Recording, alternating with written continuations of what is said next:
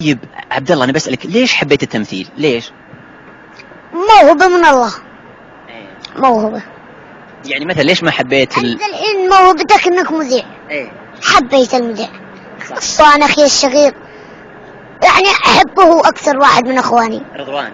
ايه. من زمان ما شفته؟ ليه كذا 3 أشهر ما شفته.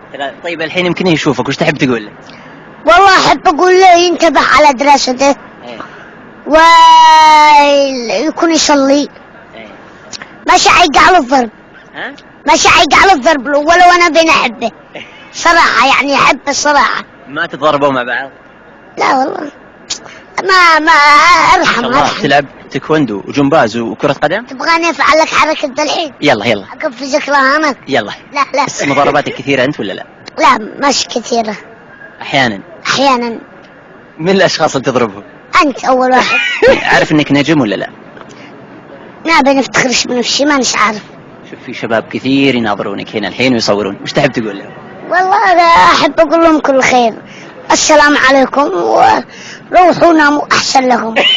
ناس معاهم عمل، ناس ما في معاهم عمل، ناس فارغين، الناس اللي عليهم معاهم عمل يروحوا يناموا. كم الساعة الحين؟ الساعة 12 بدري. يقعد الناس كويسين، ما يعني متخالقين مع الناس، متأدبين، يعني ما يقصروا. لابتوب ولا تبغى لابتوبي؟ اليوم رسم. انت اليوم كويس والله. رسمي بعد مو عاجبني انت اليوم. صحيت من النوم ولا اخ علي زعزعني من النوم. قال قوم اليوم معك مقابلة وكذا وكذا، فانا ما استوعبت. رحمن انت ما خليتنا نشرب، ما اعطيتنا فرصة. انت بعد انت طب ما على فلوسك ما اعطيتنا فرصة.